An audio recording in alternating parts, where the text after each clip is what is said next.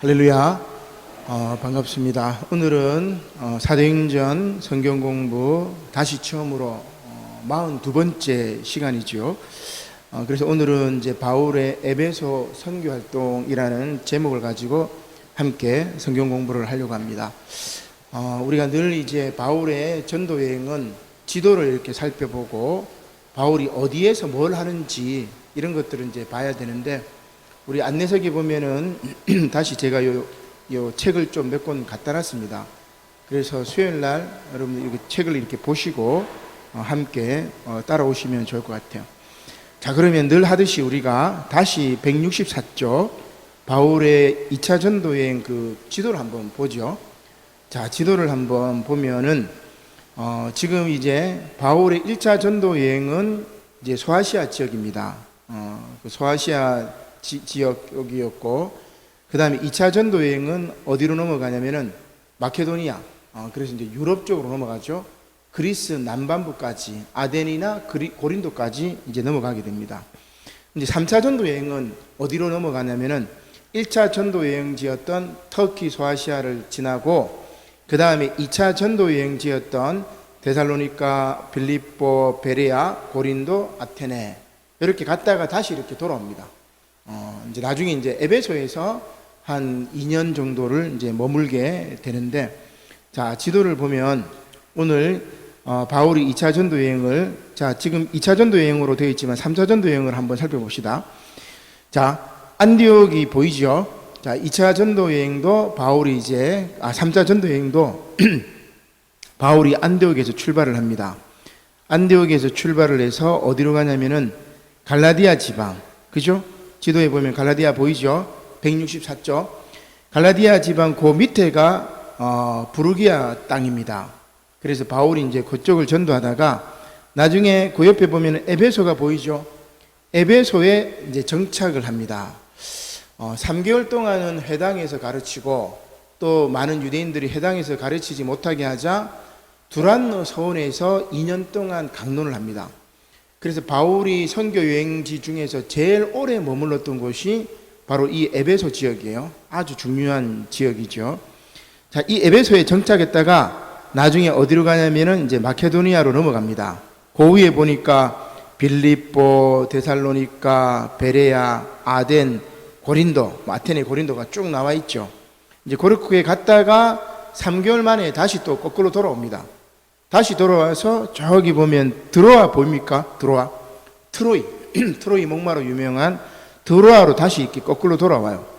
그리고 드로아에서 조금 밑으로 가면은 저 에베소 밑쪽에 보면은 밀레도라는 곳이 있습니다. 밀레토스, 철학이 시작되었던 그 곳인데 에베소 밑쪽입니다. 밑에 그 밀레토스에서 다시 이제 쭉 해가 예루살렘으로 이제 뭐 돌아가는 이제 그게 이제 3차 전도 여행지인데, 그냥 지금 소아시아 지역, 저기 터키 지역, 그 다음에 그리스 지역, 요렇게 이제 바울이 전도를 했구나. 1차, 2차, 3차 그 정도로 여러분 생각을 하면 되고, 하나 이제 덧붙이자면은 바울이 이제 1차, 2차, 3차 전도 여행을 하고 예루살렘으로 돌아갔죠. 나중에 이제 우리 계속 읽다 보면 이제 그 부분이 나오는데, 예루살렘으로 돌아가서 유대인들이 바울을 고소를 합니다. 그래서 바울이 이제 그 로마 시민권자이기 때문에 그 유대 총독들이 임의로 재판하지 못하고 바울이 상소를 해요. 황제에게 내가 재판을 받겠다고. 그래서 바울을 압송합니다. 로마로 압송해요. 그래서 우리가 그거를 이제 4차 전도 여행이라고 이렇게 생각을 합니다. 로마로 이제 압송을 했고 로마 감옥에 갇혔다가, 요게 이제 4차 전도 여행이고, 그 다음에 로마로 갇힌 다음에 로마에서 또 이제 감옥에서 2년 동안 살다가 나옵니다. 석방이 돼요. 석방이 된 다음에 어디까지 가느냐면 저기 스페인까지 갔다가, 그 다음에 에베소로 갔다가, 그 다음에 이제 그레데 섬, 디도가 목회하고 있는 그레데 섬, 에베소는 디모데가 목회하고 있는 것이죠. 그래서 스페인까지 갔다가 에베소도 들렀다가, 그러니까 제자들이 목회하는 곳을 쭉 들립니다.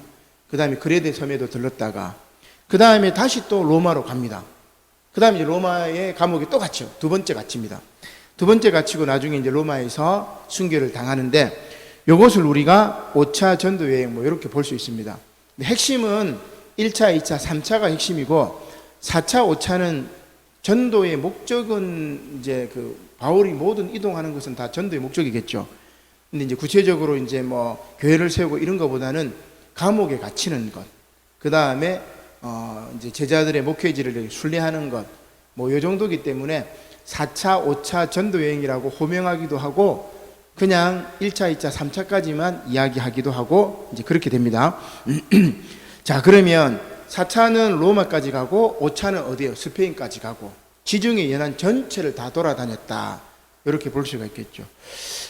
제가 이제 교회 단톡에다가 그 3차 전도 여행지를 이렇게 쭉 그 지도를 보여줬는데 나중에 여러분 한번 다시 이렇게 쭉 보면서 흐름을 한번 파악하시고 또 하나 오늘 우리가 이제 살펴볼 게 뭐가 있느냐면 바울이 전도 여행을 가면서 편지를 씁니다.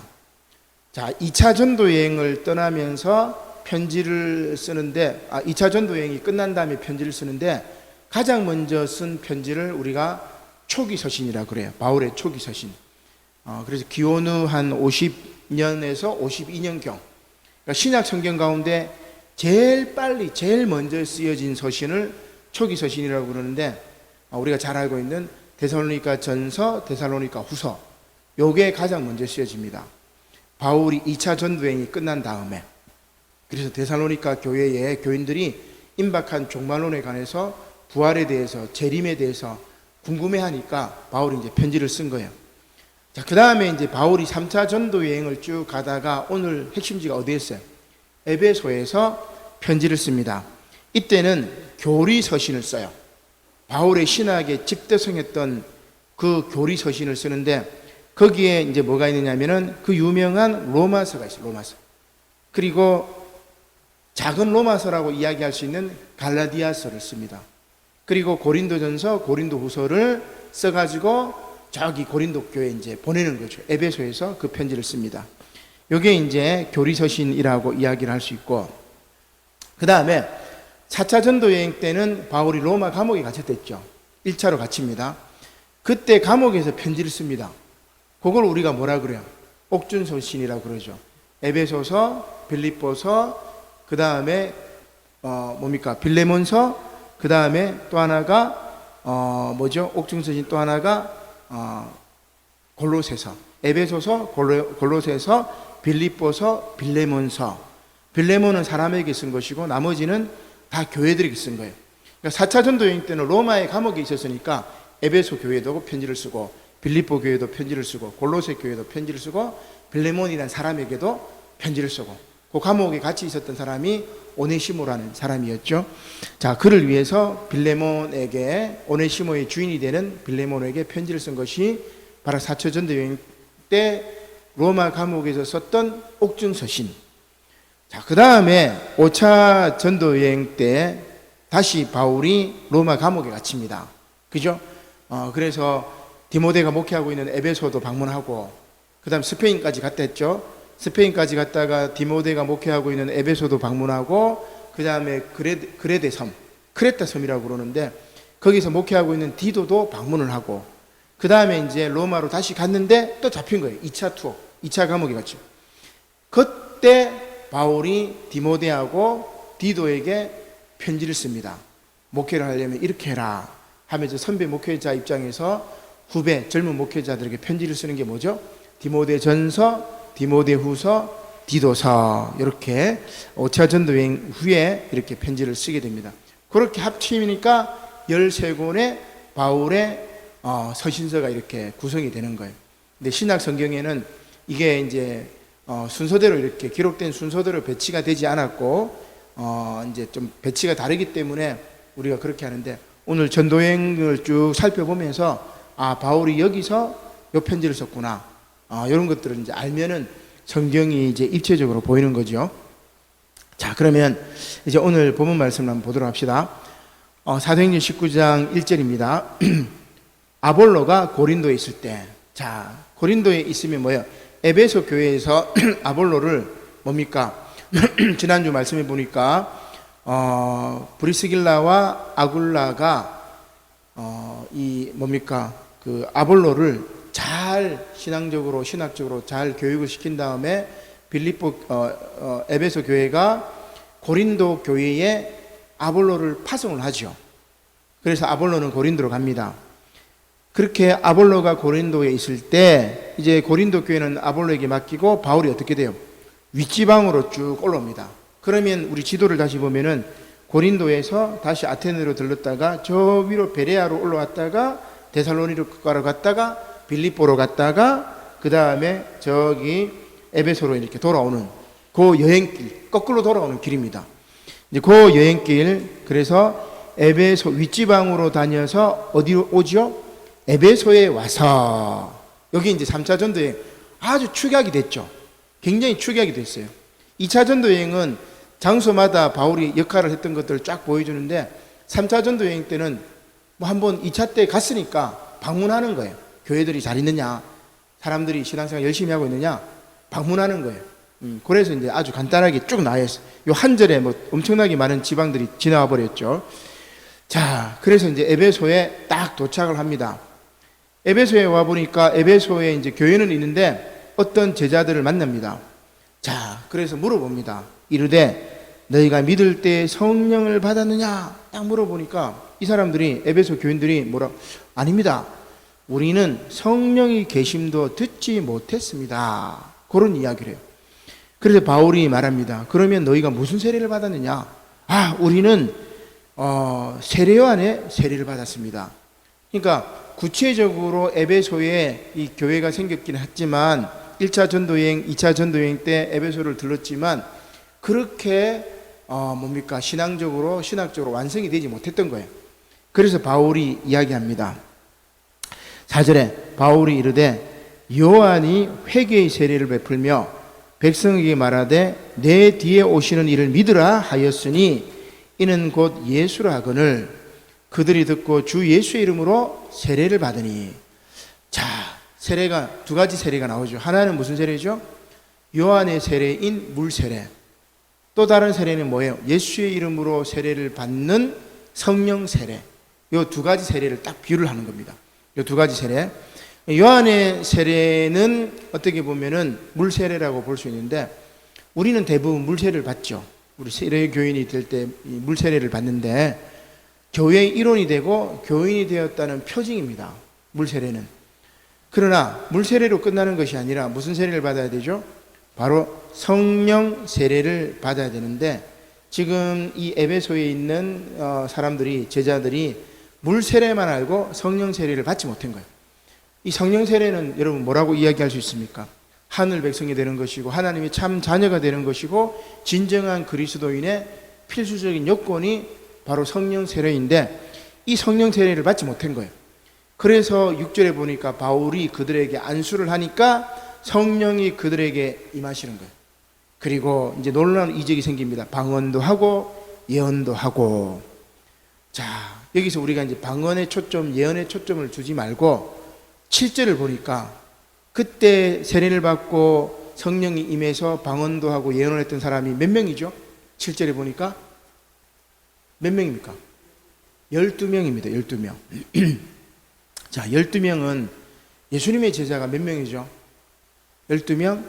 이스라엘의 지파가 몇 지파죠? 12지파. 그리고 10이라는 것은 완전의 수입니다. 그죠?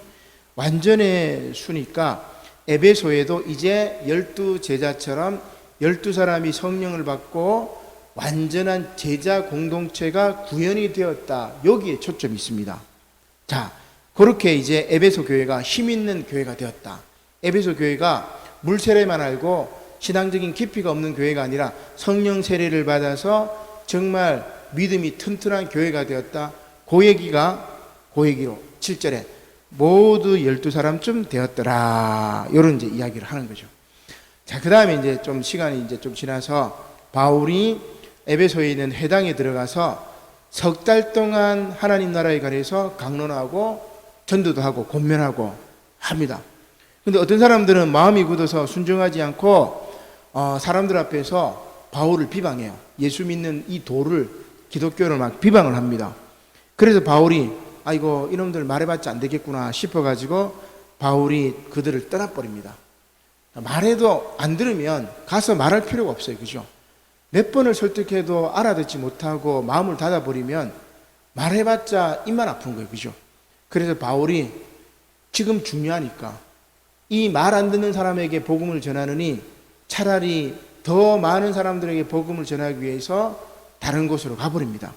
다른 곳으로 쭉 가는데 그들을 떠나 제자들을 따로 세우고 어디로 갔느냐?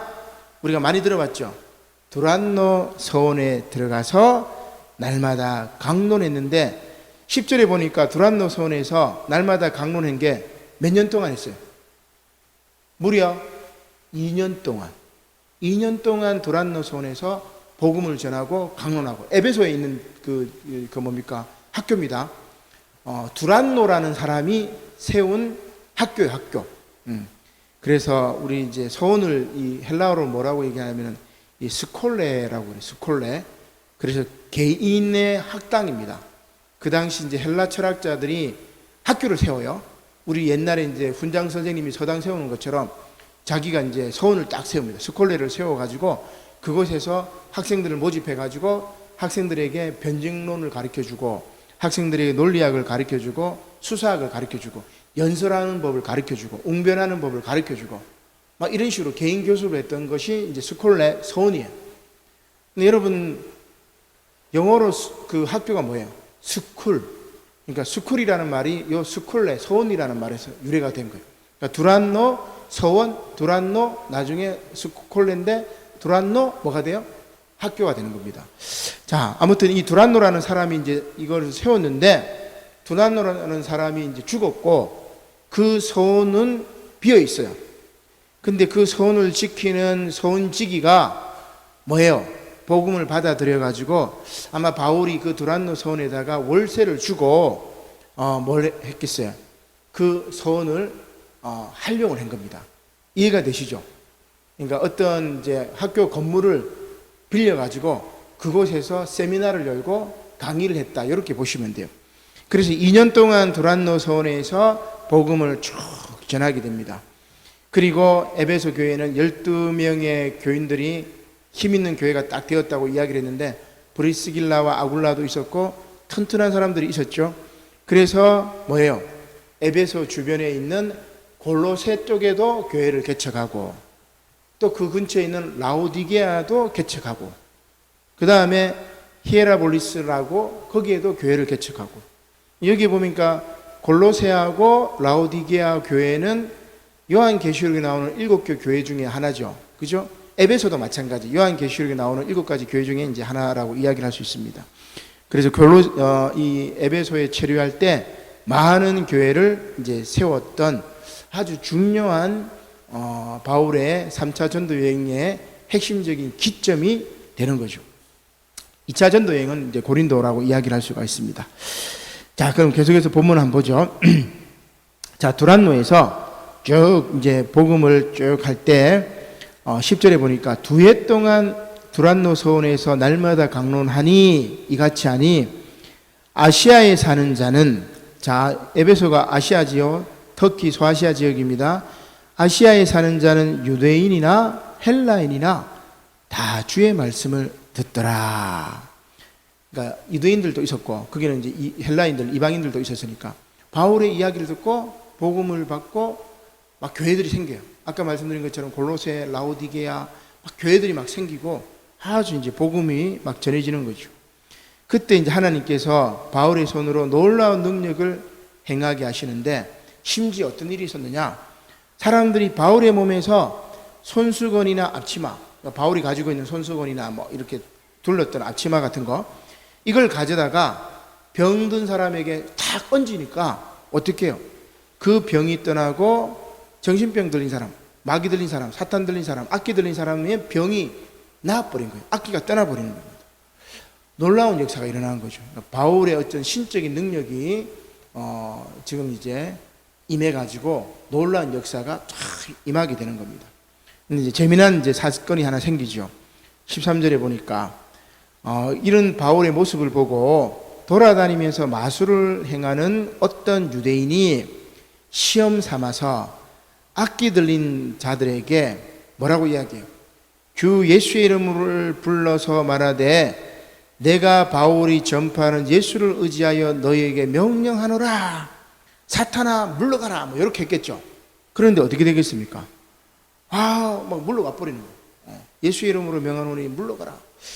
그 다음에 이제 재미난 일이 생기는데 14절에 보니까 유대의 한 제사장이면 아주 신분이 높은 종교 지도자입니다. 스게와의 일곱 아들도 이 일을 행했어요. 예수의 이름으로 물러가라. 자, 그런데 이번에는 어때요?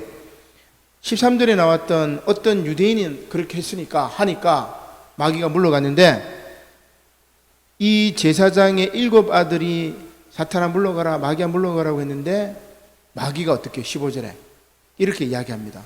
내가 예수도 알고 바울도 알거니와 너희는 누구냐 하면서 악기 들린 그 사람이 그 일곱 형제들에게 뛰어들어가지고 그 위에 올라가지고 확 눌러가지고 잡아뜨려 버린 거예요.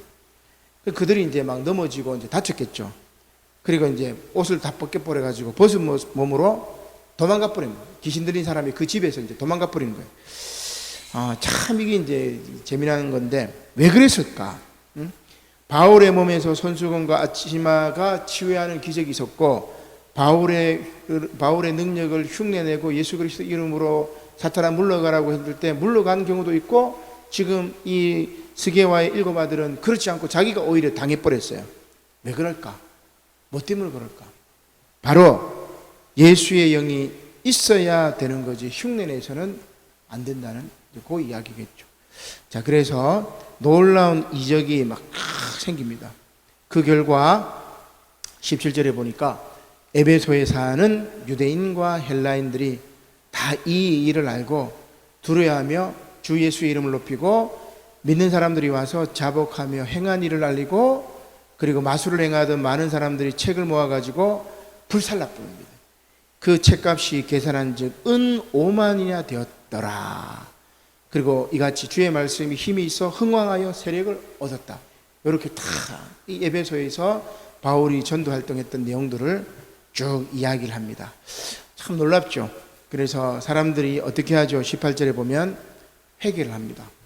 성령의 놀라운 능력이 성령의 놀라운 역사가 임하니까 사람들이 먼저 회개를 합니다. 여러분, 회개의 영이 가장 먼저 임합니다. 그죠?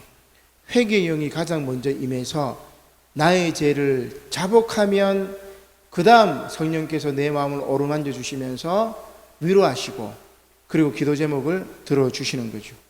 회개의 영이 임했죠. 그 다음에 우상을 섬겼던 것들을 다 불사릅니다. 여기 이제 이렇게 그 마술을 행한 사람들이 그들이 보던 책이 있단 말이에요. 그죠? 근데 그 당시에 여러분 책값이 엄청 비쌉니다. 우리는 지금 뭐 흔한 게 책인데, 그죠? 이게 막 뭐 흔한 게 책이라서 뭐 책도 그냥 라면 먹을 때 라면 냄비 받침대로 막 쓰기도 하고 막 그렇게 하는데 그 당시에 책은 엄청나게 비쌌어요. 그죠? 두루마리 파피루스에 써가지고 두루마리로 이렇게 만드는 건데 지금은 막 인쇄기로 찍어내지만 뭐 그 당시에는 이 서기관들이 한 글자 한 글자 이렇게 썼어야 돼요. 그러면은 그 쓰는데 여러분 한 페이지 쓰는데 하루 종일 걸리겠죠. 엄청나게 오래 걸린단 말이에요. 그러니까 책값이 비쌌단 말이에요. 그 비싼 책을 그 마술 관련 비싼 책을 다 불태워. 그리고 어떻게 해요? 말씀이 힘이 있어 흥황하여 세력을 얻으리라. 세 가지를 이야기하죠. 에베소 지역에 성령이 임해서 에베소 교회 12명이 완전한 교회를 만들어서 부흥을 하고 주변 교회들도 전도하고 주변에도 교회가 생기고 바울은 두란노선에서 강론하고 사람들이 그 말씀을 믿고 그리고 바울에게 성령이 임해서 놀라운 치유의 능력이 막 생겨버립니다. 그때 사람들이 이 사건들을 보고 먼저 회개하는 겁니다.